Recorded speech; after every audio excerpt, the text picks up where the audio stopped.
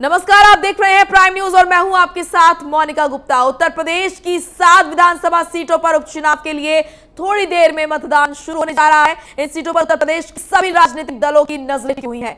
माना जा रहा है कि उपचुनाव के नतीजे बदलेंगे हालात। आपको बता दें कि जनता के सियासी रुख का अंदाजा लगाने में मदद करेंगे इस बार। इसके साथ ही योगी सरकार के काम पर जनता क्या रुख रखती है, यह भी साफ हो जाएगा। इस उपचुनाव में बीजेपी की प्रतिष्ठा दांव पर है। जिन 7 सीटों पर उपचुनाव हो रहे हैं उनमें से 6 पर बीजेपी का कब्जा था। एकमात्र मल्हानी सीट समाजवादी पार्टी के पास थी।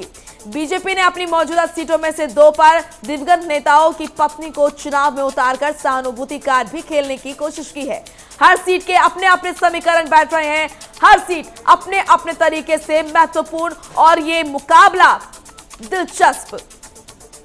तो आज 7 सीटों पर उपचुनाव के लिए वोटिंग कुछ ही देर में शुरू हो जाएगी और ये बड़ी जानकारी आप तक हम पहुंचा रहे हैं। यूपी उपचुनाव से जुड़ी हर अपडेट आप देखेंगे प्राइम न्यूज पर। मतदान के लिए 5127 ईवीएम के कंट्रोल यूनिट लगाई गई है। हर तरीके से तैयार यहां पर प्रशासन। चुनाव के नतीजे 10 नवंबर को आएंगे और आज वोट डाले जाएंगे। यूपी विधानसभा का चुनाव आज सुबह 7 बजे से शाम 6 बजे तक होगा। मतदान बने रहिए आप प्राइम न्यूज के साथ। यूपी उपचुनाव की हर एक अपडेट, हर जानकारी आपको सबसे पहले मिलेगी। यहाँ हैंड सैनिटाइजर करने के बाद मतदान कर सकते हैं। मतदान केंद्रों पर तैयारियां पूरी की जा चुकी है। मास्क, साबुन, सैनिटाइजर, ये तमाम चीजें वहां पर मौजूद होंगी ताकि अगर कोई भी वोटर मास्क ले जाना भूल गया है तो वो वहां से ले सकता है। तो आपको बता दें कि आज 7 सीटों पर वोटिंग होगी। उत्तर प्रदेश की 7 विधानसभा सीटों पर उपचुनाव आज थोड़ी ही देर में वोटिंग शुरू होगी। और क्या कुछ तैयारियां हैं, क्या कुछ देखने को मिलेगा, तमाम अपडेट, तमाम जानकारी मिलेगी आपको प्राइम न्यूज पर। सीटें आपको बता देते हैं कि सीट पर किसका कब्जा था। देवरिया सदर पर बीजेपी का कब्जा था। ये तमाम वो सीटें जिन पर उपचुनाव के लिए आज वोटिंग। बांगरमऊ, उन्नाव जिस पर बीजेपी का कब्जा था, वहीं फिरोजाबाद की टूंडला सीट जिस पर बीजेपी का कब्जा था। किस सीट पर किसका कब्जा था और अब तमाम पार्टियां जोर आजमाइश में लगी हुई हैं। कानपुर देहात की घाटमपुर सीट जिस पर बीजेपी का कब्जा था। 7 में से 6 सीट जिस पर बीजेपी का कब्जा था। बुलंदशहर सदर जिस पर बीजेपी का कब्जा था और नौगांव सादात अमरोहा जिस पर बीजेपी का कब्जा था। इसी के साथ आपको बता दें कि कानपुर देहात की घाटमपुर सीट, ये वो सीटें जिन पर आज उपचुनाव के लिए वोटिंग होनी है। उन्नाव की बांगरमऊ, 7 सीटें लगातार अपडेट आपको देंगे। उन्नाव की बांगरमऊ, अमरोहा की नौगावा सीट और इसी के साथ आपको बता दें कि जौनपुर की मल्हानी सीट भी है। मल्हानी सीट पर मुकाबला काफी दिलचस्प बताया जा रहा है क्योंकि इस सीट पर कमल नहीं खिला है कभी 1962 के बाद। अब क्या कुछ नतीजे सामने आएंगे, किस सीट पर होगा किसका कब्जा, ये रहेगी देखने वाली बात। दिलचस्प मुकाबला इस बार देखने को मिल सकता है। किन सीटों पर हो रहे हैं उपचुनाव? बुलंदशहर, कानपुर देहात की घाटमपुर सीट, देवरिया सदर, मल्हानी, अमरोहा की नौगांव, उन्नाव की बांगरमऊ, बुलंदशहर, कानपुर की घाटमपुर और फिरोजाबाद की टूंडला, ये 7 सीटें जिन पर आज वोटिंग पड़ेगी और जनता तय करेगी कि किसको गद्दी पर बिठाना है। जनता आज तमाम प्रत्याशियों के भाग्य का फैसला करेगी। तो लगातार आप बने रहिए प्राइम न्यूज से। उपचुनाव की हर बड़ी अपडेट, हर छोटी से छोटी जानकारी आपको देंगे प्राइम न्यूज पर। उत्तर प्रदेश की 7 सीटों पर उपचुनाव के लिए वोटिंग शुरू होगी आज और लगातार आपको देंगे पल पल की अपडेट। प्राइम न्यूज के साथ लगातार आप बने रहिए। किस सीट पर किसका कब्जा था वो हम आपको दे रहे हैं जानकारी। कानपुर देहात की घाटमपुर सीट पर भी बीजेपी का कब्जा था। किन सीटों पर उपचुनाव हो रहे हैं? उन्नाव की बांगरमऊ सीट, बुलंदशहर, फिरोजाबाद की टूंडला, जौनपुर की मल्हानी, ये वो 7 सीटें जिन पर उपचुनाव आज जनता तय करेगी तमाम प्रत्याशियों के भाग्य का फैसला।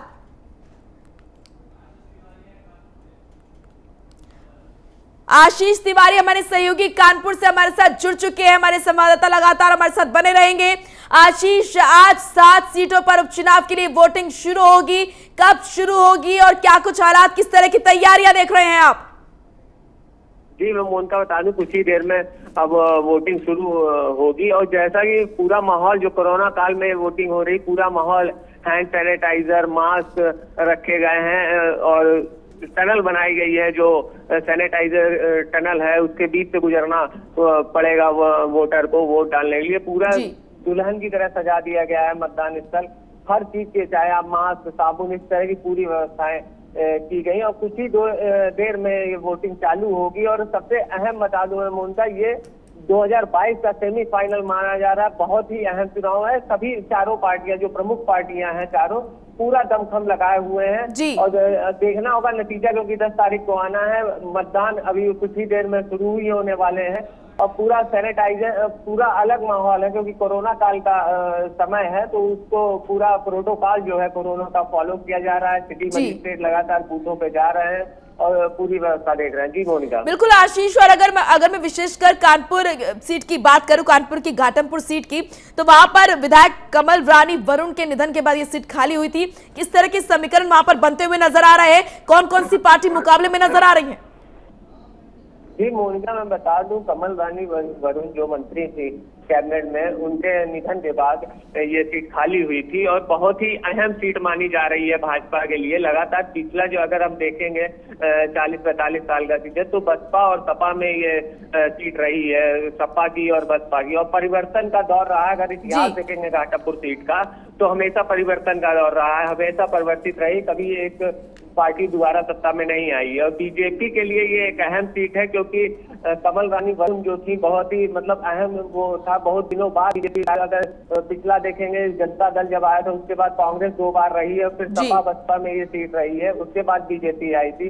तो अब जो समीकरण बन रहे हैं, तो अगर समीकरण की बात करेंगे तो कांग्रेस यहाँ पे दूसरे और का जो है लगभग चारों पार्टियों में कांटे की टक्कर होने वाली है। जो अगर समीकरण की बात करेंगे तो कांग्रेस यहाँ अच्छी टक्कर दे सकती है भाजपा को। जी मोनिका।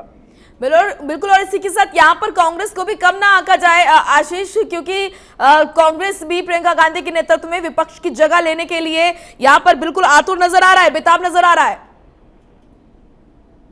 जी, क्योंकि बड़े विपक्षी दल का, अगर जैसे प्रियंका गांधी ने यहाँ पे प्रभाव संभाला है उत्तर प्रदेश के अंदर, उसके बाद से कांग्रेस के जो कार्यकर्ता हैं उनमें कहीं ना कहीं ऊर्जा आ गई है और उसके बाद से विपक्ष जो बड़ी भूमिका निभाने के लिए कांग्रेस तैयार है। और कहीं ना कहीं जो 7 सीटों में उपचुनाव है, वहाँ पूरा दमखम दिया है।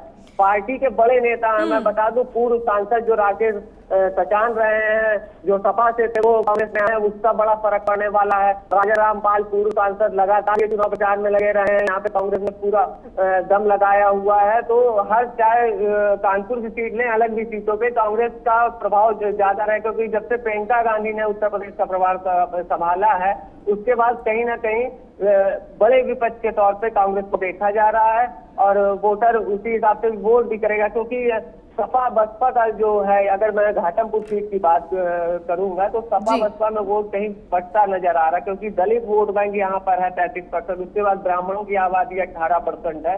तो जो समीकरण लगभग बन रहे हैं, तो कांग्रेस अच्छा चुनाव लड़ने वाली है यहाँ से। जी मोनिका। बिल्कुल आशीष, और ये तमाम जो 7 सीटें, 7 सीटों पर मुकाबला काफी दिलचस्प देखने को मिलेगा, क्योंकि इस बार जो चुनाव है वो बहुध्रुवीय नजर आ रहा है। किसी एक, यहाँ पे अगर बात करें बीजेपी की, तो ठीक है, बीजेपी के पाले में 6 सीटें थी, लेकिन यहाँ पर विपक्ष लगातार सेंधमारी की कोशिश कर रहा है। भले ही यहाँ पर रैलियां नहीं की गई हैं ज्यादा, विपक्ष की तरफ से जनसभाएं नहीं की गई है, लेकिन जो माहौल नजर आ रहा है वो बहुध्रुवीय है और ऐसा हो सकता है कि यहाँ पर विपक्ष भी अच्छा प्रदर्शन दिखा सके।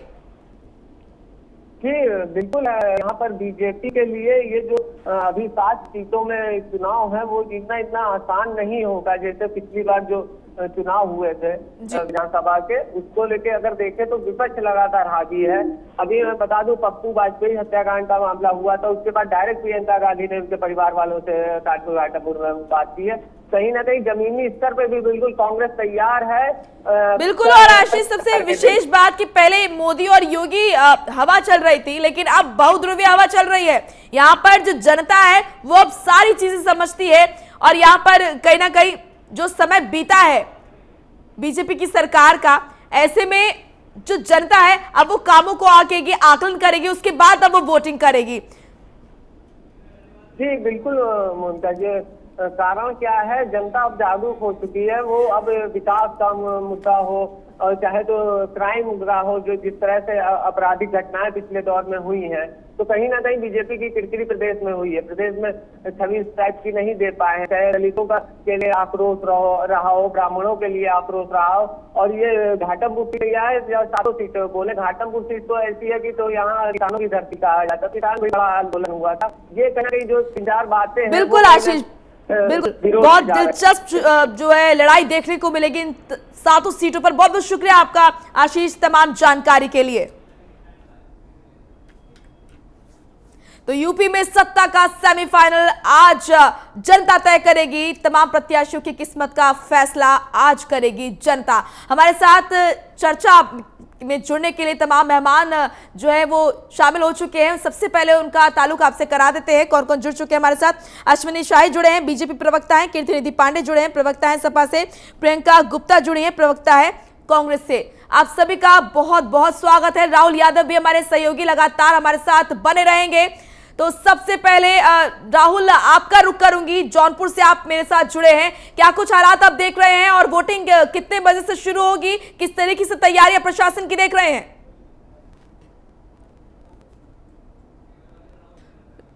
राहुल तक आवाज पहुंच रही है? बिल्कुल राहुल, आप जौनपुर में मौजूद है, किस तरह की तैयारियां आप देख रहे हैं प्रशासन की तरफ से? वोटिंग कब से शुरू होगी और क्या समीकरण वहां पर बनते हुए नजर आ रहे हैं? क्या कुछ अपडेट? जी मोनिका, आपको दिखाना चाहूंगा, ये धनंजय सिंह का पैतृक गांव है, जहां पे धनंजय पूर्व सांसद आकर वोटिंग करेंगे। तो कहीं न कहीं सुरक्षा के पुख्ता इंतजाम किए गए हैं। जी, यूपी पुलिस के जवान लगभग 4000 पुलिस के जवान लगाएंगे, 3 कंपनियां लगाएंगे, अर्धसैनिक बल और पीएससी के जवान। तो कहीं न कहीं इस बार जौनपुर की मल्ली सीट एक हॉट सीट है, जिसपे चुनाव प्रक्रिया शुरू हो गई है। उत्तर प्रदेश की जिन 7 सीटों पर चुनाव होना है, सबसे हॉट सीट मल्ली चुनाव मानी जाती है। जी बिल्कुल। और यहाँ पर 1962 के बाद से कमल कभी खिल नहीं पाया इस बार, क्योंकि बीजेपी दावा करे कि 7 सीटों पर वापसी करेगी। तो देखने वाली बात रहेगी कि इस दावे में कितनी सच्चाई है और क्या वो दावा साबित होगा, सच साबित होगा। हमारे साथ हमारे कुछ मेहमान भी जुड़े हुए लगातार। अश्विनी शाही हैं और प्रवक्ता हैं बीजेपी के, प्रियंका गुप्ता है प्रवक्ता है कांग्रेस की, और कीर्तिनिधि पांडे भी जुड़े हुए हैं, प्रवक्ता है सपा के। अश्विनी शाही, आपके पास होंगी, 7 सीटों पर आप दावा कर रहे हैं जीत का, लेकिन यहाँ पर जो स्थिति है वो कुछ और ही नजर आ रही है। अगर फैक्ट पर हम बात करें तो जो चुनाव है वो बहुध्रुवीय नजर आ रहे हैं। क्या आपको तस्वीरें नजर आप किस तरह की तस्वीर देखते हैं, किस तरह के आंकड़े आप देखते हैं?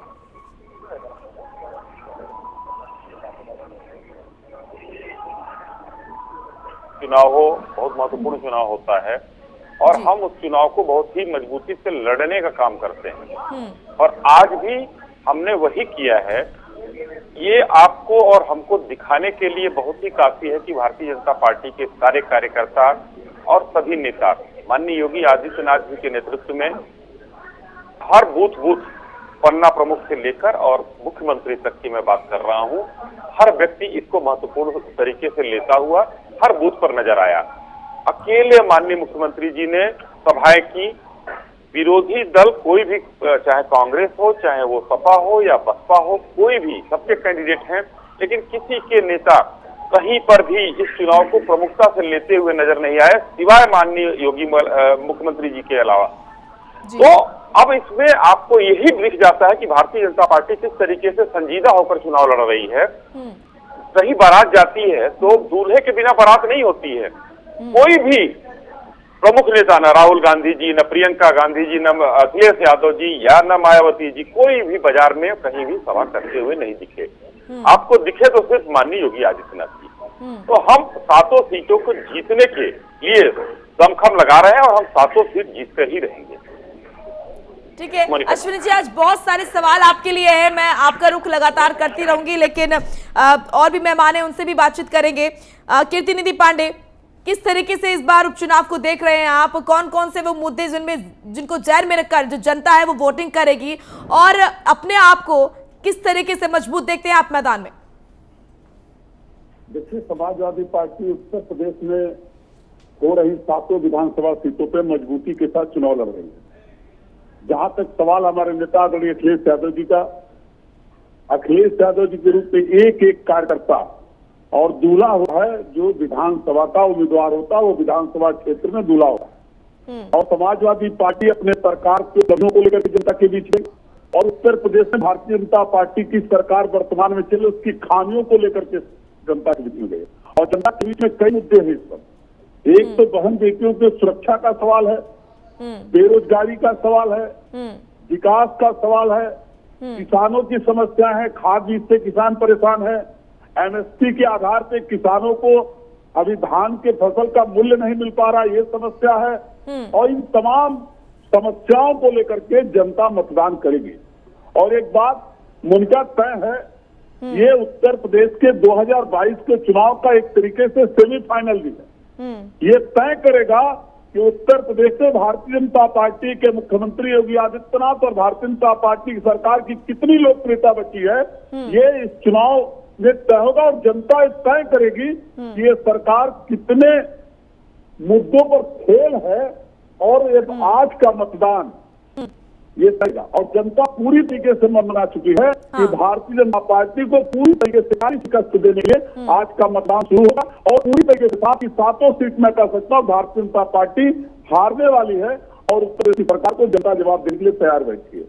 बिल्कुल, आऊंगी आपके पास कीर्तिनिधि पांडे। प्रियंका गुप्ता भी हमारे साथ लगातार बने हुई हैं, प्रवक्ता है कांग्रेस की। प्रियंका गुप्ता, ये जो 7 सीटें हैं इनमें से एक पर भी कांग्रेस का कब्जा नहीं रहा है, तो ऐसे में कैसे किस तरह आप अपने आप को देखते हैं? जाहिर सी बात है, और ये देखा भी है प्रियंका गांधी के नेतृत्व में जिस तरीके से लगातार कांग्रेस में एक्टिवनेस जो देख रहे हैं हम, वो अब नजर आ रही है। और यहाँ पर जो कार्यकर्ता है, जो बूथ स्तर पर जो लोग हैं, वो अब कहीं ना कहीं कांग्रेस में उनमें जान एक तरीके से हम देख रहे हैं प्रियंका गांधी के नेतृत्व में। तो अब क्या कोई कमाल होगा, कोई चमत्कार होगा इन 7 सीटों पर? किसी तरीके से आप मजबूती देखते हैं कांग्रेस की? देखिए, मैं ये कहूंगी कोई कमाल या चमत्कार तो नहीं, पर वास्तव में जनता यूपी की परेशान है। जिस तरह से आप देखिए कि आए दिन भय का माहौल रहता है।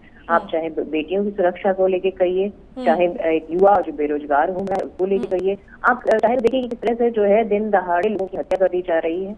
मैं समझती हूँ हत्या, लूट, अपहरण, बलात्कार जैसी घटनाएं प्रदेश में आए दिन, मतलब एक दिन में ही कितनी कितनी घटनाएं हो जा रही हैं। लोग अपने आप को असुरक्षित और भय के माहौल में जी रहे हैं।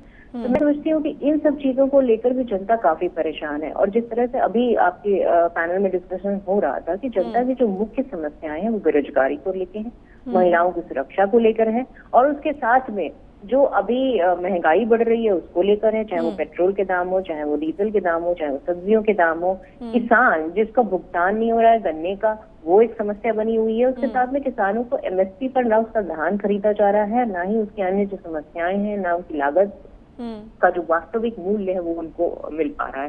तो हर ही इंसान परेशान है यहाँ पर। और बिजनेस और व्यापार का तो लॉकडाउन के चलते जो भी नुकसान हुआ है वो अभी भी भरपाई नहीं हो पाई है, वो अभी भी उसी स्थिति में है। तो आप देखिए ये हर एक वर्ग का जो व्यक्ति है वो परेशान है।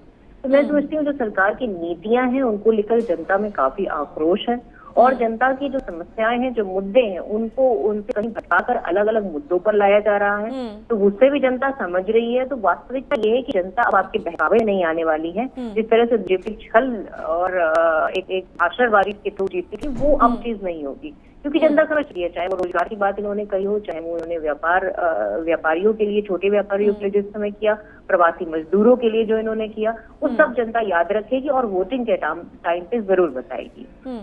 अश्विनी शाही, अब बीजेपी के, भारतीय जनता पार्टी के बहकावे में जनता नहीं आएगी।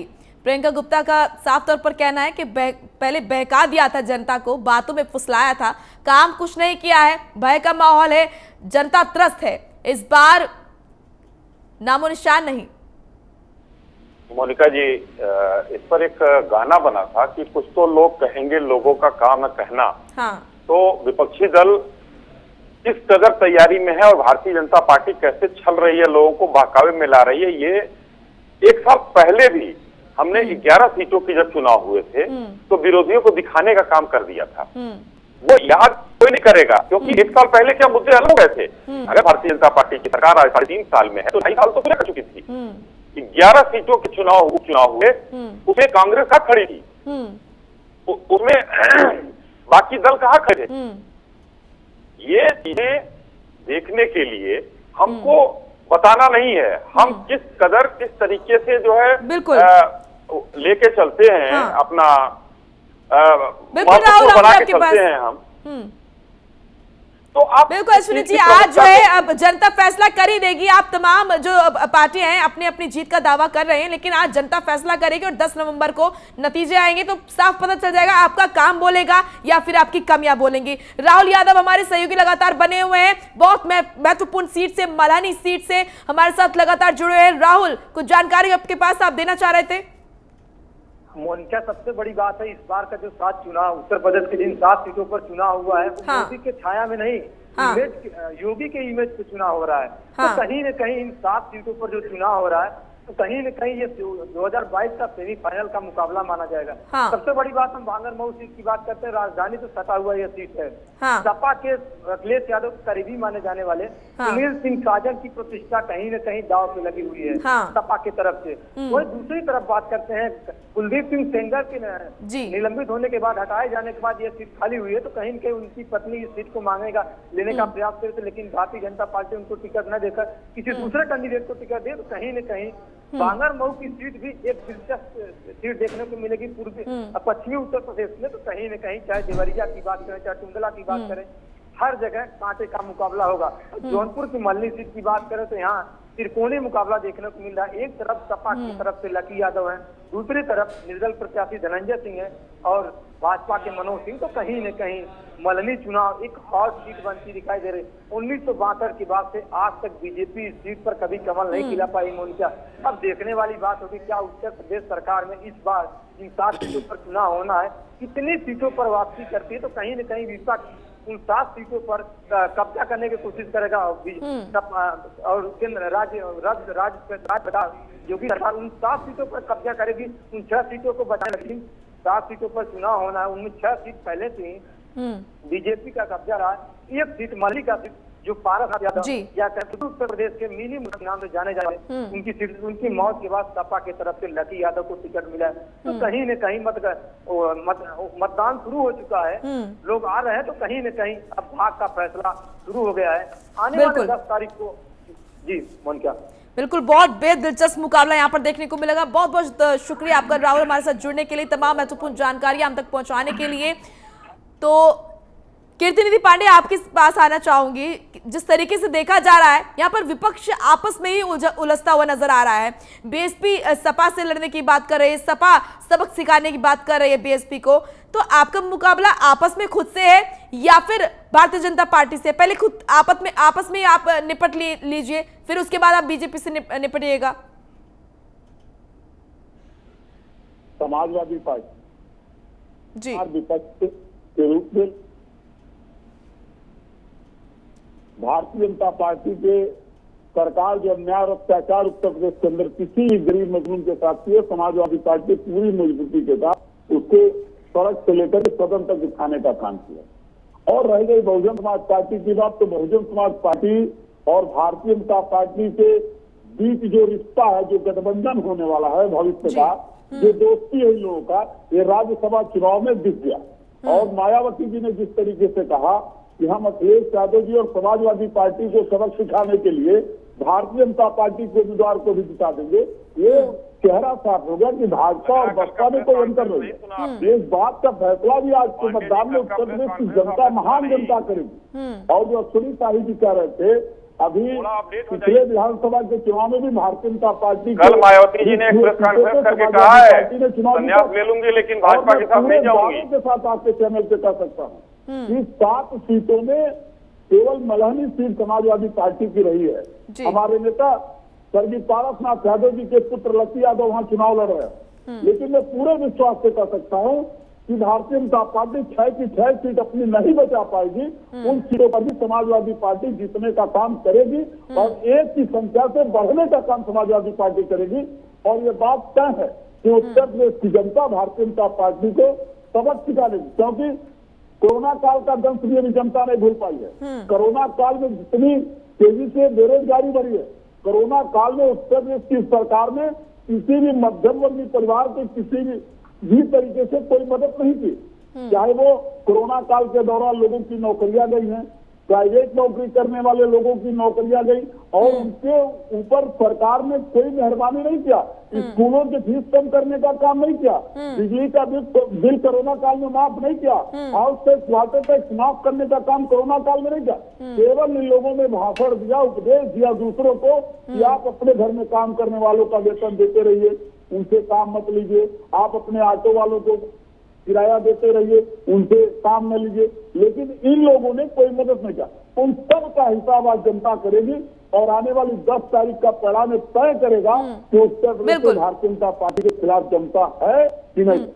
बिल्कुल, आपके तमाम सवालों के जवाब मैं अश्विनी शाही से लूंगी, लेकिन इससे पहले हमारे सहयोगी अशोक कुमार हमारे साथ बुलंदशहर से जुड़ चुके हैं।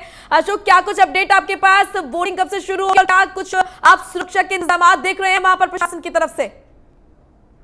मोनिका, आपको बता दूं करीबन 7:30 बजे 7:15 वोटिंग शुरू हो चुकी है किसी मतदान केंद्र पर। कुछ मशीनों की अपडेट चालू होने वाली है। सुरक्षा की बताया जाए तो पल का पुलिस बल तैनात किया गया है और सबसे बड़ी चीज है कि जो सैनिटाइज कराया जा रहा है, जो भी मतदाता केंद्र पर मत देने के लिए वोटर पहुंच रहे हैं उनको सैनिटाइज और मास्क लगाना अनिवार्य है। सीएससी और पुलिस बल भारी पुलिस बल तैनात किया गया है। खुद मॉनिटरी एसएसपी और डीएम कर रहे हैं और तमाम वीवीआईपी जो बूथ केंद्र बनाए गए हैं उनका निरीक्षण कर रहे हैं। अब धीरे धीरे मतदाता केंद्र पर मत डालने के लिए मतदाता पहुंच रहे हैं। और सबसे बड़ा सवाल ये सवाल है कि सबसे कि पुलिस बारीकी तरीके से चुनाव करा रही है और उसके बारीकी तरीके से उनकी छानबीन की जा रही है जब केंद्र के भीतर अंदर किया जा रहा है वोट के लिए, वोट डालने के लिए अशोक, हाँ अशोक, आप फील्ड पर रहते हैं, जनता से आप बात करते हैं, उनसे रूबरू होते हैं,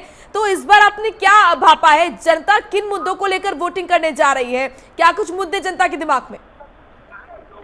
आपको बता दूं, मैं लगातार प्राइम न्यूज ग्राउंड जीरो पर पहुंचा। बुलंदशहर के ग्रामीण क्षेत्र और शहरी क्षेत्र में हमने बात करी और जनता से बातचीत करी और जनता से सवाल भी पूछे।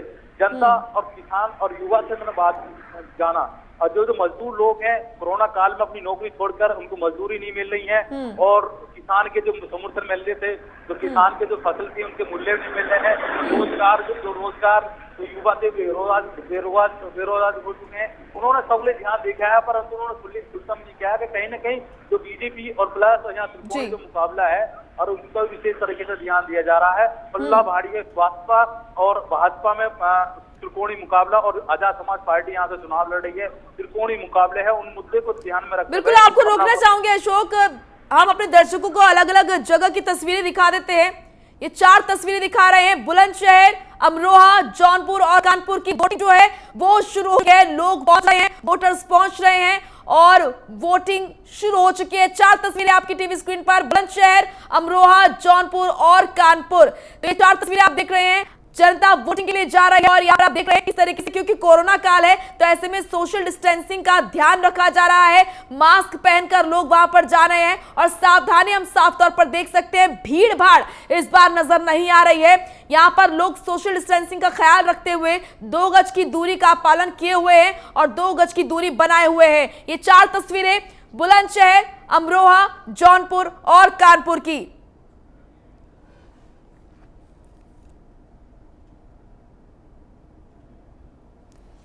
तो चलिए वापसी करते हैं और अपने मेहमानों से बातचीत करते हैं। अश्विनी शाही, बहुत सारी शिकायतें आपसे यहाँ पर लोगों के हैं, विपक्ष को बहुत सारी शिकायतें आपसे है।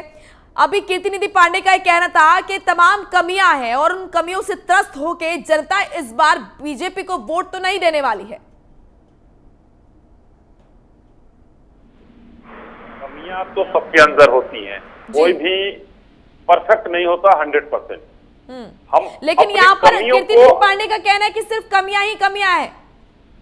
देखिए वो वही कमी मोनिका जी, आ रहा हूँ उसी पर, थोड़ा सा धीरज रखें, मैं आ रहा हूँ, सबका जवाब दूंगा, क्योंकि हम लोग सरकार में बैठे हैं, जवाब हम देना काम है। बिल्कुल, आज आपको ही जवाब देना है। कीर्ति निधि पांडे जी ने बहुत अभी बढ़िया बयान दिया, भाषण दिया, जो भी किया। हमको कह रहे हैं कि ये लोग बयान देते हैं, भाषण देते हैं, बहकाते हैं।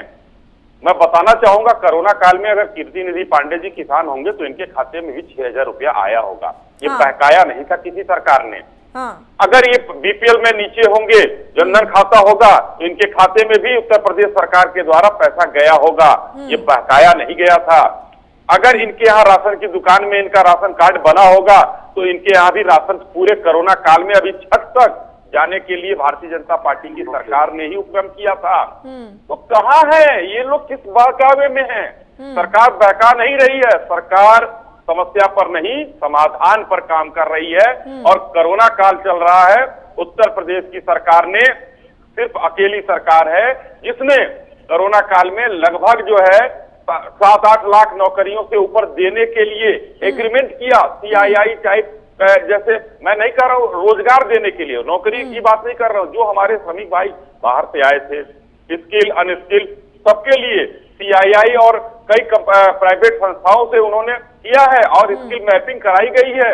अब धीरे धीरे वहां से अब रोजगार के समाचार भी आ रहे हैं। हमारे कीर्ति निधि पांडे जी अभी भी अपडेट नहीं है। उन्होंने कल का भाषण और वो प्रेस कॉन्फ्रेंस मायावती जी का नहीं सुना, जिसमें उन्होंने कहा कि उन्होंने अभी ये कह रहे थे ना कि भाजपा के साथ जाएंगी, तो अपडेट मैं करना चाहता हूं कि कल उन्होंने कहा है कि संन्यास ले लूंगी, भाजपा के साथ नहीं जाऊंगी। ये लोग 19 में गलबहिया करके आए थे और 19 में चुनाव में इनको समझ में आ गया कि क्या होता है सपा और बसपा का गठबंधन। यही तो उनकी शिकायत है अश्विनी जी, यही तो उनकी शिकायत है। इनका कहना है कि अंदर खाने गठबंधन चल रहा है लेकिन खुले तौर पर सामने नहीं आ रहा है, यही तो इनकी शिकायत है।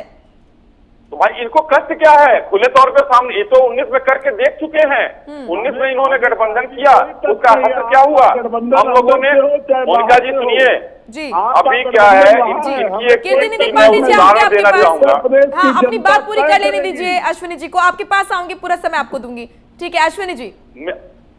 19 में 11 सीटों पर चुनाव हुआ मोनिका जी, उसमें एक सीट थी बलहा जो सपा के पास थी। हमने 47,000 वोटों से जीता उस सीट को। कीर्ति निधि पांडे जी को पता होगा। इगलास सीट थी, हमने उसको 26,000 वोटों के आसपास लगभग जीतने का काम किया है। तो कहाँ है हम लोग? बाजार में हम हैं, हमारी एग्जिस्टेंस है। हम चुनाव को चुनाव की तरह गंभीरता से लेते हैं।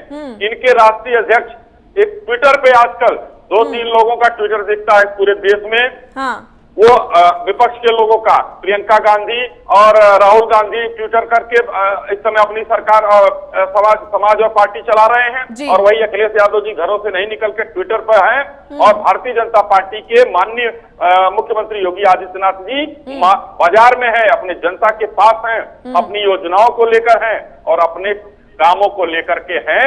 और हम कितने महत्वपूर्ण तरीके से चुनाव को लड़ रहे हैं ये सबके सामने है मुनका जी। चलिए ठीक है अश्विनी जी। कीर्ति निधि जी आप जवाब दीजिएगा, लेकिन उससे पहले प्रियंका गुप्ता आपके पास आना चाहूंगी। देखिए फैक्ट पर अब बात करते हैं, ठीक है?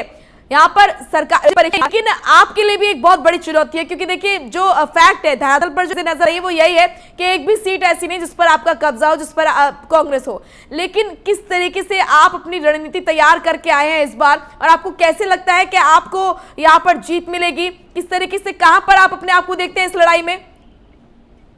देखिए वास्तव में आप ये देखिए कि पिछले कुछ समय से जो महिलाओं की सुरक्षा को लेकर विषय है उस पर सरकार का जो रवैया है उसको देखने से लगता है कि कितने सीरियस है। जब ये सरकार बनाने से पहले तो बहुत वादे करते हैं कि हम जो है बेटियों को सुरक्षा देंगे, बेटी बचाओ और महिला सम्मान जो इनका अभियान है, धरातल पर देखिए कुछ नहीं है।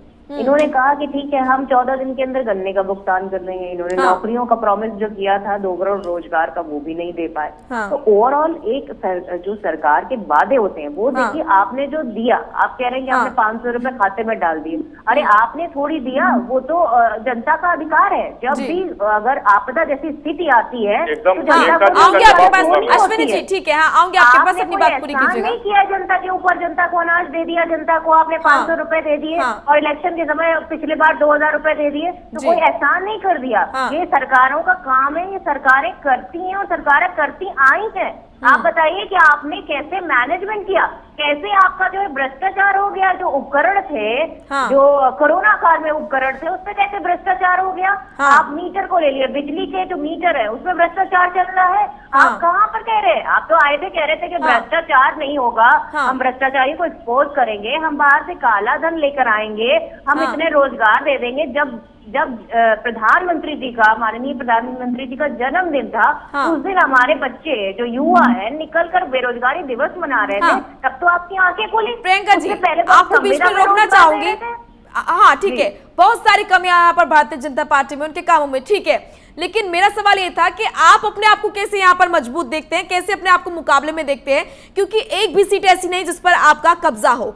कांग्रेस किस तरीके की रणनीति के साथ आई है, कैसे अपने आप को इस मुकाबले में देखती है, किन मुद्दों को ध्यान में रखते हुए जब वोटर जाएंगे तो कैसे ध्यान में रखेंगे कि हाँ कांग्रेस को वोट देना है इन मुद्दों पर? देखिए, वास्तव में देखिए बाय इलेक्शन है, पर हमारी जो स्ट्रैटेजी है वो पूरी तरह से 2022 के इलेक्शन के लिए है, जिसमें मुद्दा ये है कि बेरोजगारी एक मुद्दा है, जहां पर हम शुरुआत से लेकर आखिरी तक के हर मंच पर ये मुद्दा उठाते रहे कि जब तक युवा बेरोजगार रहेगा तब तक हमारे देश का विकास संभव नहीं है। तो बेरोजगारी एक मुद्दा रहा है। किसानों की जो समस्या है वो आप देखिए कि किस कदर भयावह हो गई है कि बिल लेकर आए जो किसानों के पक्ष में नहीं है बल्कि किसानों के विरुद्ध है। तो किसान एक समस्या है, बाकी जो छोटा व्यापारी है वो एक समस्या है, उसको पैसा चाहिए इस समय, उसकी जेब में जब पैसा जाएगा तभी इकोनॉमी बूस्ट होगी। तो इन सब मुद्दों पर हम हमेशा खुलकर अपनी बात रखते आए हैं कि सरकार जब हम सत्ता में आएंगे तो किस तरह से हम चीजों को रिन्यू करेंगे, लोगों को एक तरह से इकोनॉमी बूस्ट करने के लिए जो है हेल्प करेंगे, उनकी जेबों में पैसे डालेंगे, चाहे वो किसान हो उसका कर्ज माफ करेंगे। तो ओवरऑल ये सारी चीजें हम शुरुआत से लेकर आखिरी तक बताते चले आए और इससे पहले हमने करके भी दिखाया। जिन जिन स्टेट्स में हमारी सरकार है वहां हमने किसानों का कर्ज भी माफ किया है और उसके साथ में अलग अलग तरीके की जो है सारे विकास के काम किए हैं। तो मैं समझती हूँ कि ये जनता के लिए एक मुद्दा रहेगा और इस समय बेरोजगारी बड़ी समस्या है, जनता अपनी समस्याओं को लेकर सरकार के सामने जरूर जो है इस बार विरोध करेगी। अश्विनी जी देखिए, आज आपको थोड़ा संयम बरतना होगा क्योंकि सारे सवालों के जवाब आपको आज देने हैं। तो पहले कीर्तिनिधि पांडे के पास भी मैं जाऊंगी, उसके बाद आप सारे सवालों के जवाब दीजिएगा, जो भी शिकायतें हैं उन पर आप जवाब दीजिएगा। बिल्कुल बिल्कुल, कीर्तिनिधि पांडे जी। राहुल, फिर आपके पास भी आऊंगी।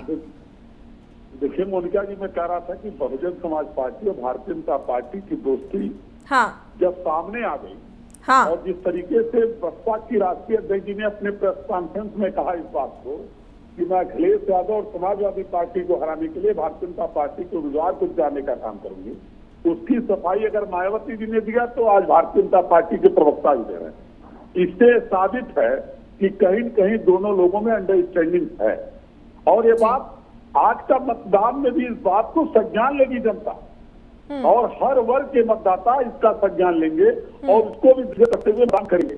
और जहां तक सवाल किसानों के खातों में पैसे का, अनाज देने का और राशन कार्ड दुकानों से राशन मिलने की बात अब सुनिश्चित कर रहे हैं, तमाम चीजें भूल गए। ठीक है, कोरोना काल में जब मजदूर दूसरे प्रांतों से आ रहा था तो उत्तर प्रदेश की सीमाओं पे लाठियों से पीटा जा रहा था, मजदूर उत्तर प्रदेश का भूल नहीं सकता। पैदल चल करके हैदराबाद, मुंबई, दिल्ली, हरियाणा से पैदल और साइकिल से जिस तरीके से लोग उत्तर प्रदेश के अंदर आने का काम किया, उस सरकार अशोक आ रही हो आपके पास। ठीक है, तमाम मुद्दों को संज्ञान लेकर के जनता मतदान करेगी जी। और एक बात मैं आपके चैनल पे बहुत स्पष्ट तरीके से कहूंगा और शाहिद जी अगर इस बात को स्वीकार कर लें तो मैं स्वीकार करूंगा तो एक अच्छे प्रवक्ता है। एक सीट समाजवादी पार्टी के पास है आज 7 सीटों में जी। और मैं दावा करता हूं कि एक सीट से संख्या बढ़ेगी। क्या उसके बाद अश्विनी शाहिद जी आपके चैनल पे अपनी सरकार की पराजय स्वीकार करेंगे? ठीक है, अगर पराजय स्वीकार करें 10 तारीख को तो फिर इसी तरह बिल्कुल 10 नवंबर को साफ हो जाएगा कि किसका काम बोलता है और किसकी कमियां बोलती हैं। ठीक है कीर्तिनिधि। अशोक देखिए, तमाम पार्टियां अपना अपना दावा ठोक रही है, कोई कमियां गिना रही है तो कोई काम गिना रहा है, लेकिन धरातल पर आप क्या देखते हैं अशोक? क्योंकि आप फील्ड पर रहते हैं, लोगों से बात करते हैं, आप जानते हैं लोग किन मुद्दों पर वोटिंग कर रहे हैं, तो आप क्या देखते हैं? बता दूं, लगातार बुलंदशहर की सदर सीट की बात की जाता, कुछ ग्रामीण क्षेत्र है, कुछ शहर क्षेत्र है। अब देखना होगा कि लगातार इसमें किसानों के भी मुद्दे लगातार उठते आए हैं और रोजगार को लेकर युवा हैं सड़क पर उतरते आए हैं। अब बेरोजगार की बात की जा, मजदूर की बात की जा, तो पूरी तरह अब कोरोना काल के बाद ये पहला चुनाव है उत्तर प्रदेश में उपचुनाव। इसे देखना होगा कि बारीकी तरीके से बीजेपी इसको खोना नहीं चाहती, क्योंकि बीजेपी 2022 का चुनाव को नजदीक से देखा जाए तो मजबूती के साथ चुनाव लड़ रही है, पर विपक्ष पूरी तरीके से रोजगार, कानून व्यवस्था, बेटी बचाओ बेटी पढ़ाओ तमाम मुद्दों को लेकर घेरना चाहती है। अब देखना होगा जल्दबाजी होगी है ना कि मतदाता पर अपना वोट डालने केंद्र पर पहुंचे हैं और अब उनकी ध्यान होगा, मन में होगा किसको वोट दिया जाए, कैसा विधायक बनाया जाए, जनता की बीच का हो, जनता की सुख दुख का पूरे, जनता की इनके लिए वो कार्य करे। अब देखना होगा कि अब मैं आपको बताता हूँ इस कार्यकाल 10-15 साल का कार्यकाल इस चीज का बताता हूँ कि 10 साल के अवस्था के पास में ये सीट रही और 2017 में ये बीजेपी के पास में सीट आई है। पूरे बुलंदशहर की बात की जाए तो 7 विधानसभा पड़ती है, 7 सीट बीजेपी के पास में है और बीजेपी इसको इसलिए नहीं खोना चाहती कि 22 का चुनाव है, कांटे की टक्कर है, क्योंकि कुछ ही वोट 20 से 25 हजार वोटों से 17 में बसपा यहाँ से हारी थी। मजबूत कैंडिडेट है, मजबूत मुद्दे हैं जो जनता के हित में है। अब देखना होगा जैसे कल मायावती की प्रेस कॉन्फ्रेंस थी कि मैं भाजपा में नहीं वोट किसी कीमत में नहीं जाऊंगी, तो कहीं ना कहीं दलित वोट भी पूरी तरह किस तरीके को कन्वर्ट होता। और विकास के ऊपर चुनाव हो रहा है बुलंदशहर में और रोजगार के ऊपर चुनाव हो रहा है, जो किसानों के मुद्दे हैं उन पर चुनाव हो रहा है। अब देखना होगा मतदाता किस पार्टी को वोट देते हैं, किसको विजय बनाते हैं, उनकी मन में है, कहना वो जल्दी होगा। बिल्कुल 10 नंबर को तस्वीरें जो है वो साफ हो जाएंगे। अश्विनी शाही, बहुत सही से आप बैठे रहे, तमाम सवाल आप सुनते रहे, अब आप जवाब दीजिए। देखिए बहुत सारी शिकायतें, कांग्रेस का कहना है महिला सुरक्षा, गन्ना भुगतान और बेरोजगारी, ये तमाम मुद्दे जिन पर जो जनता है बहुत ज्यादा त्रस्त है। कीर्ति निधि पांडे ने कहा कि मजदूरों की जो गति आप लोगों ने की, मजदूरों के साथ जो लॉकडाउन के तहत, जो कोरोना काल के तहत जो बर्ताव हुआ वो सहनीय नहीं था। तो ये तमाम सवाल अब आप संयम से बैठे रहे, अब आप जवाब दीजिए। मोनिका जी देखिए, कांग्रेस की साथी को मैं बताना चाहूंगा कि महिला सुरक्षा पर उत्तर प्रदेश सरकार ने बहुत काम किए हैं। अगर किसी को नजर न आए तो इसके लिए इसका कोई इलाज नहीं है। उत्तर प्रदेश के माननीय मुख्यमंत्री जी ने इस समय पूरे प्रदेश में महिलाओं की सुरक्षा के लिए इतने काम किए हैं।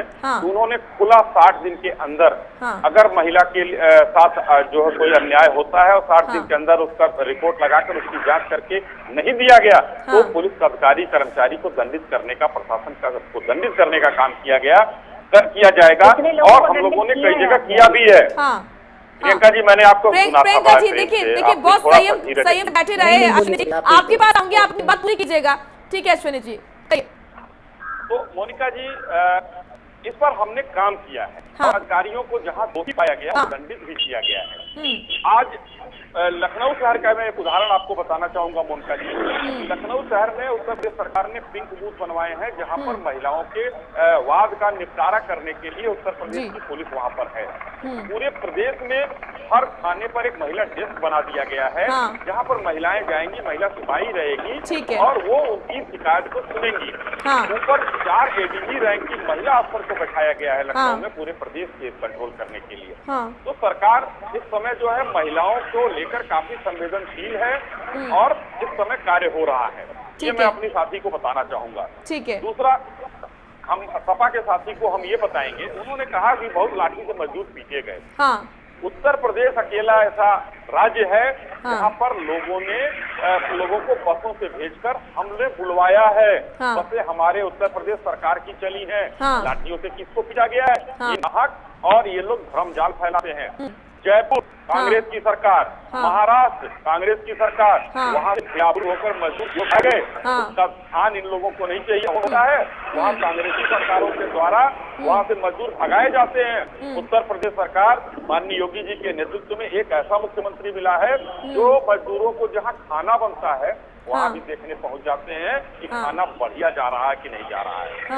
आप उस सरकार की बात करते हैं। दूसरा इन्होंने कहा पराजय अगर हो जाएगी एक सीट के बाद, देखिए कीर्ति निधि पांडे जी ये चुनाव है, इस चुनाव में हमने दमखम लगाया है कि हम हाँ। सभी सीटें जीतेंगे। ठीक है। कहीं हो सकता है कि जनता ने अगर हमको वहां पर मौका नहीं दिया हाँ। तो आप एक सीट जीते हैं, हाँ। 2 सीट हो जाएगी। हाँ। इसमें पराजय नहीं होती है, पराजय वही होती है कि जहां आपको हमने अधेड़ा है। हाँ। और आज हमारे पास 300 से ऊपर सीटें हैं।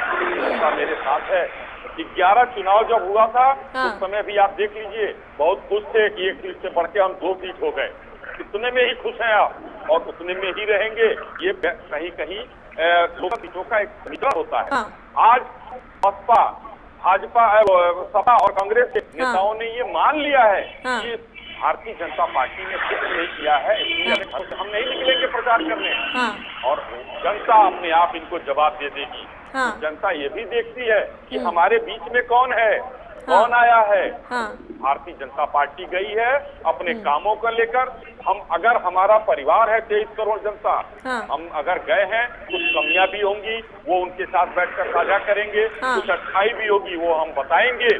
तो उनको ये लगेगा कि हाँ। हाँ हमारे अभिभावक माननीय हाँ। योगी आदित्यनाथ जी हमारे बीच में हैं हाँ। और हमको इनको वोट देना है। हाँ। जनता बहुत समझदार है, घरों ठीक है। में बैठकर ये लोग वोट मांग रहे हैं और इस ठीक है। पर कि जनता इनको जवाब देगी। हाँ। ये इनका सफल नहीं होने वाला है। हाँ। और मैं अब भी कहता हूँ पांडे जी कि हम 7 की 7 सीट जीत रहे हैं। ठीक है। ठीक है अश्विनी जी। प्रियंका जी आप अब बताइए, महिला सुरक्षा को लेकर तमाम बातें बताई अश्विनी जी ने, किस तरीके से क्या कुछ सुविधाएं महिलाओं को दी जा रही है, और ये भी बताया कि जीत क्या होती है जब किसी के घर से किसी को खदेड़ा जाता है। तो इतनी सारी बातें यहाँ पर अश्विनी जी ने कही है। आपकी तरफ से प्रतिक्रिया। ठीक है कीर्ति जी आपके पास आऊंगी, पहले प्रियंका जी की टिप्पणी ले लूं। क्योंकि वास्तविकता में इन्होंने एक पहले जो है रोमियो स्क्वाड हटाया, हाँ। फिर इन्होंने कहा कि एक मिशन दुराचारी चलाया, फिर हाँ। उन्होंने मिशन शक्ति चलाया। ये हाँ। तीनों मिशन आप देखिए एक तरह से पूरी तरह फेल हैं। कहीं हाँ। भी कोई वारदात रुक नहीं रही है। आप इनके पिंक बूथ पे चले जाइए, आधे से ज्यादा तो बंद पड़े रहते हैं। हाँ। हकीकत भी आप देख लीजिए उसकी क्या है। आप हाँ। ये देखिए कि इन्होंने कहा मिशन दुराचारी, एक भी दुराचारी का पोस्टर नहीं लगा पाए। हाँ। हम कह रहे हैं आप लगाइए दुराचारी, आप घर से शुरुआत करिए। आप जो है कुलदीप सिंह सेंगर का लगाइए, चिन्मय हाँ। आनंद का लगाइए। हाँ। आप घर से शुरुआत करिए ना। अगर हाँ। अपराधी है तो उसको अपराधी के तौर पे देखिए। हाँ। पर नहीं, ये वो उस बात को नहीं मानते। हाँ। इन्होंने इस पर भी कहा सवाल कि लूंगी मैं हम जो अश्विनी जी है- से। हाँ जी जी। तो ये सारी चीजें हैं। उसके बाद मैं ये कह रही हूँ जैसे ने जो है आपकी एक भी सीट नहीं, तो मैं समझती हूँ कि आप पे जनता ने विश्वास किया। हाँ। तो आपको जनता के जो मुद्दे हैं उन पर बात करनी चाहिए। पर हाँ। ये जनता के मुद्दों पर कभी बात नहीं करते जी। किसी भी एंगल से नहीं। ये लोगों को भटकाते हैं, जाति धर्म और इस तरह हाँ। की चीजों में बांटते हैं और उसके हाँ। बाद वोट की राजनीति करते हैं। इन्होंने बिना सोचे समझे लॉकडाउन कर दिया, जो जहां था वो वहीं फंस गया। आप बताइए कि ये 3-3, 4-4 महीने, 5-5 महीने के लॉकडाउन उनको कौन खाना देता, हाँ। उनको कौन सैलरी देता? हाँ। और जब प्रियंका गांधी जी ने कहा कि हम बसों का अरेंजमेंट कर रहे हैं तो हाँ। उन्होंने वो भी एक्सेप्ट नहीं किया। नहीं नहीं हाँ। नहीं नहीं, वो नहीं कर सकते। हाँ। आप बताइए कि आज की डेट में कोरोना के केसेस ज्यादा हैं या कम है? जिस समय इन्होंने लॉकडाउन किया, आप सोचिए कि इनकी रणनीति कैसे होती है, इनका विजन क्या है कि जिस समय 500 केसेस थे तभी पूरा देश लॉकडाउन के अंतर्गत था। आज जो है 1 करोड़ से ऊपर, 2 करोड़ से ऊपर केसेस हैं, तब ये क्या है, तब ये पूरा लॉकडाउन ओपन है। तो इनकी स्ट्रैटेजी देखिए और इनका काम करने का तरीका देखिए। ये समझते हैं कि जनता को एक सेकेंड, जैसे इन्होंने पहले नोटबंदी की, रात को रात नोटबंदी कर दी, बिजनेस व्यापार सब पर असर पड़ा। उसके बाद ये आज बताने में समर्थ नहीं है कि इन्होंने नोटबंदी के फायदे नहीं बताए आज तक। फिर इन्होंने लॉकडाउन बिना सोचे समझे कर दिया। आप ये तो समझिए कि जो जनता, जो इतना प्रवासी मजदूर हमारे देश में, इनके पास तो ये भी डाटा नहीं है कि कितने प्रवासी मजदूर रोड पर जिन्होंने अपनी जान गंवा दी इनके लॉकडाउन के चलते। कितने कोरोना वॉरियर जो है, जिनको इन्होंने थाली थाली पीट कर कोरोना वॉरियर बनाया था, उनके इनके पास कोई रिकॉर्ड नहीं है कि ये कितने लोग जो है कि डेथ हो गई कोरोना की वजह से। तो आप ये देखिए, सरकार की हालत देखिए। सरकार सिर्फ वोट की राजनीति करती है। बिल्कुल सही इन्होंने कहा कि कोरोना काल में ये जो निकलकर रैलियां कर रहे हैं, लोगों को जो है भीड़ इकट्ठा कर रहे हैं, वो सारा कुछ कर रहे हैं। पर इन्होंने जो लॉकडाउन किया वो 500 पे किया था। तब इन्होंने पूरी तरीके से जो है लॉकडाउन कर दिया था कि लोग अपने घरों से अपनी जरूरत का सामान तक लेने के लिए नहीं निकल पा रहे थे। ये है हमारी सरकार। बिजनेस व्यापार जिसका जो जहां था वो वहीं रह गया। और आप देखिए कितने लोग, उस दशा को कोई भूल नहीं सकता जब सड़कों पर नंगे पैर, धूप, चिलचिलाती गर्मी, बिना खाना बिना पानी हजारों किलोमीटर चले जा रहे हैं। इनकी आंखों में क्या, मतलब मुझे लग रहा है कि जो है दया की भावना भी नहीं थी कि उन लोगों को कम से कम उनके घर तक पहुंचा दिया जाता। और आप देखिए कि वो तस्वीर हर किसी के ज़हन में है प्रियंका जी। तमाम सवाल लूंगी अश्विनी जी। हाँ। मनरेगा के अंतर्गत लोगों को रोजगार मिला। आज हाँ। आज जो गरीब जनता है, जो बिल्कुल ही गरीब जनता है, वो ठीक है। मनरेगा के अंतर्गत कार्य करे। हाँ। आप कोई ऐसी स्कीम बताइए जिसके तहत आपने लोगों को रोजगार दिया हो। हाँ। नहीं दिया। यही वो मनरेगा है जिसको प्रधानमंत्री जी कह रहे थे कि आपकी विफलताओं का जो है जो है वो बनेगा। हाँ। तो मैं समझती इस पर एक जवाब देना चाहूंगा। बिल्कुल इस अश्विनी पर जी, एक जवाब देना चाहूंगा मोनिका अश्विनी जी। जी, आज मैं आपको देखिए, सारे अश्विनी सवालों जी, के मैं जवाब आपको देने एक बात थोड़ा ये संयम कहना रखिए। चाहूंगी कि आपकी जो फाइलें हैं वहाँ हाँ। पे जो है मौसम गुलाबी है। हाँ। और वास्तव में आंकड़े है। आपके झूठे हैं और दावे हाँ। आपके जो है ठीक है प्रियंका जी, ठीक है, बहुत सारी शिकायतें आपकी। अश्विनी जी अब आप जवाब दीजिए। कीर्तिनिधि पांडे आपके पास आएंगे, उसके बाद अशोक भी हमारे साथ लगातार जुड़े। अशोक आपके पास भी आऊंगी। अश्विनी जी।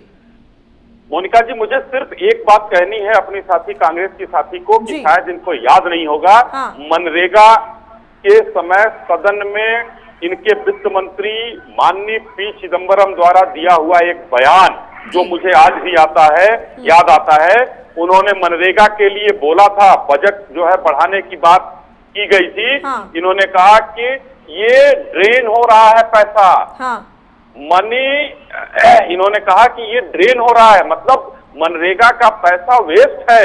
आज हमारी बहन इतना जो है लंबा चौड़ा भाषण दे रही हैं, मनरेगा हमने किया।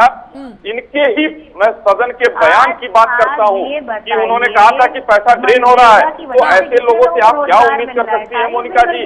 और दूसरी बात, जयपुर के बाद मैं कहूंगा कि ये जो बसों की बात इन्होंने कहा, प्रियंका जी ने बसें भेजी थी, उस समय हमारे कम से कम 4000 बिहार के मजदूर भाई लोग जयपुर शहर में फंसे हुए थे। उनको भेजने का काम इनकी सरकार ने क्यों नहीं किया? बसों को लगवा दिया स्कूटर का नंबर और ऑटो का नंबर लगा के। तो उस समय जयपुर से हमारे मजदूर भाइयों को बिहार भेजने का काम क्यों नहीं किया इन्होंने? आज जो है बसों का ये लोग भाषण देते हैं। लेकिन ये देखिए, उत्तर प्रदेश सरकार माननीय योगी आदित्यनाथ जी के नेतृत्व में बहुत ही काम किया है। ये तो है, देखिए आपका भी उसके सिलेक्टिव रवैया देखने को मिला है। सिर्फ उत्तर प्रदेश ही आपको दिखा, वो तमाम राज्य ने देखिए जहाँ पर कांग्रेस है, वहां क्यों नहीं बसें भेजी गई? वहां भी मजदूर थे। आप ये देखिए कि ट्रेन का किराया तक दिया कांग्रेस ने कि अपने मजदूर अपने घर तक पहुंच जाए। वो किया इन्होंने तो कुछ भी नहीं किया। मजदूरों को बिल्कुल लावारिस छोड़ दिया कि वो उनके पास न खाने को था। आपने क्या दिया उनको? डंडे लाठी और चलाए सड़कों पर। हाँ। सरकार सेंट्रल में आपकी है। हाँ। सरकार आपकी कई प्रदेशों में है, उसके बावजूद भी आपने क्या किया? बिहार में आपकी सरकार थी, आपने बिहार में कितने मजदूरों को वापस लाया बताइए? सबको आपने सड़कों पे छोड़ दिया और वो जनता आपको बिहार में भी जवाब देगी और उत्तर प्रदेश में भी जवाब देगी। और आप ये जो समझ रहे हैं कि जनता जो है भोली है, पर जनता सब कुछ समझती है। हर व्यक्ति ने टीवी पर उस समय हाल देखा है मजदूरों का और सबको दर्द हुआ। पर आपकी सरकार के सीने में दिल है या नहीं है, मुझे तो ये डाउट होता है। किस तरह से कट्टरता के साथ एक जो है बिल्कुल एक सख्त रवैया अपनाया गया, जो वाकई में जो ह्यूमैनिटी है उसको भेदता हुआ है। कोई ह्यूमन एक्ट नहीं था आपका कि हजारों लोग सड़कों पे चले जा रहे हैं, और वो भी किस देश के? भारत जैसे विकासशील देश के, जिसकी हम बात करते हैं हम 5 ट्रिलियन की इकोनॉमी बना देंगे, जिसकी हम बात करते हैं कि भारत देश जो है विश्व गुरु बनने वाला है। वहाँ के जो जनता है, जो गरीब जनता है, जिसके पास जो है रोज कमाता है, रोज खाता है, वो सड़कों पे हजारों किलोमीटर चल रहा था। आप बताइए, 1 रुपए में 15 पैसा नहीं पहुँच रहा है। 1 रुपए जनता के पास पहुँच रहा है। आज आपको संयम रखना है। मैं पूरा मौका भी आपको दे रही हूँ कि आप अपनी पूरी सफाई दें, अपनी पूरी बात आप रखें, थोड़ा संयम रखें। देखिए सारे सवालों के जवाब आज आपको ही दे रहे हैं क्योंकि सत्ता में आप हैं। ठीक है, और दृश्य है वो नहीं मिला। ठीक है, आप ठीक है प्रियंका जी, आपके पास मैं दोबारा आऊंगी। बहुत समय आपने लिया। आप कीर्तिनिधि पांडे भी कुछ कहना चाह रहे थे। कीर्तिनिधि जी, बहुत देर से आप इंतजार कर रहे हैं, आप बोलिए, फिर उसके बाद अशोक आपके पास आऊंगी। मोनिका जी, मैं अश्विनी शाही जी की बात सुन रहा था। हाँ, बेटियों की सुरक्षा पे कई दावे किए गए। हाँ, शायद अश्विनी शाही जी भूल गए कि जब उत्तर प्रदेश से भारतीय जनता पार्टी की सरकार बनी थी तो उत्तर प्रदेश के मुख्यमंत्री जी ने एंटी रोमियो स्क्वाड बनाया था। हाँ। और आज उस एंटी रोमियो स्क्वाड का कभी पता नहीं जी। और जिस तरीके से बेटियों के साथ, महिलाओं के साथ अपराध बढ़े हैं उत्तर प्रदेश के अंदर, जिस तरीके से हाथरस की घटना हुई और जिस तरीके से हाथरस के अंदर एक बेटी के रेप के बाद, मृत्यु होने के बाद जिस तरीके से बिना परिवार की मौजूदगी में उसका दाह संस्कार कर दिया गया जी, जिस तरीके से हाथरस के जिलाधिकारी द्वारा पीड़ित के पिता को धमकी दी जा रही थी, जिस तरीके से मीडिया के साथियों को अंदर नहीं जाने दिया जा रहा था, जिस तरीके से विपक्षी दलों को रोकने का काम किया गया, ये भारतीय जनता पार्टी का चेहरा साफ करता है कि बेटियों और महिलाओं के प्रति कितने गंभीर है। हाँ। इनके पार्टी के बड़े नेता गृह राज्य मंत्री रहे हैं, जिनके ऊपर रेप के आरोप लगे। उत्तर प्रदेश की सरकार ने रेप का आरोप लगाने वाली बेटी के ऊपर भी मुकदमा दर्ज कर दिया। हाँ, ठीक है। और इतना दबाव बनाया कि हमको लगता है उस बेटी ने अपने कंप्लेन वापस ले लिए हैं जी। लेकिन क्या जो वीडियो जारी किए गए थे, हाँ जो स्वामी जी के वीडियो जारी हुए थे, क्या उसको झुठलाया जा सकता है? हाँ क्या सच से मुंह मोड़ा जा सकता है? हाँ। जिस तरीके से बलिया के देखिए, अंदर वीडियो और तस्वीर तो बहुत लोगों की वायरल होती है। कीर्ति निधि जी वीडियो और तस्वीरों पर बात नहीं करते हैं। 50 साल की मृत्यु हो गई। हाँ। एक मृत्यु करने वाला व्यक्ति क्षत्रिय जाति का था। हाँ। और इनके बैरिया के विधायक ने क्या कहा? हाँ। कि हम भी क्षत्रिय, वो भी क्षत्रिय, मैं हाँ। उनका बचाव करूंगा। हाँ। उनका भी मुकदमा दर्ज होना चाहिए। ये हाँ। इस सरकार का चाल, चरित्र, चेहरा, ये तीनों प्रदर्शित करता है। ठीक है। और मतदान में इन सब चीजों का ध्यान हाँ। उत्तर प्रदेश की महान जनता रखेगी ठीक और है। उसको रखते हुए ही आज का मतदान करेगी। ठीक है अशोक, क्योंकि यहाँ पर विपक्ष जो है लगातार कमियां गिना रहा है सरकार की, तो ऐसे में क्या आप देख रहे हैं, जमीनी हकीकत क्या है? क्या सरकार का काम बोल रहा है या कमियां? क्या बातें हो रही हैं वोटर्स के बीच में? आपके पास आऊंगे बिल्कुल अशोक, आप बात कीजिएगा।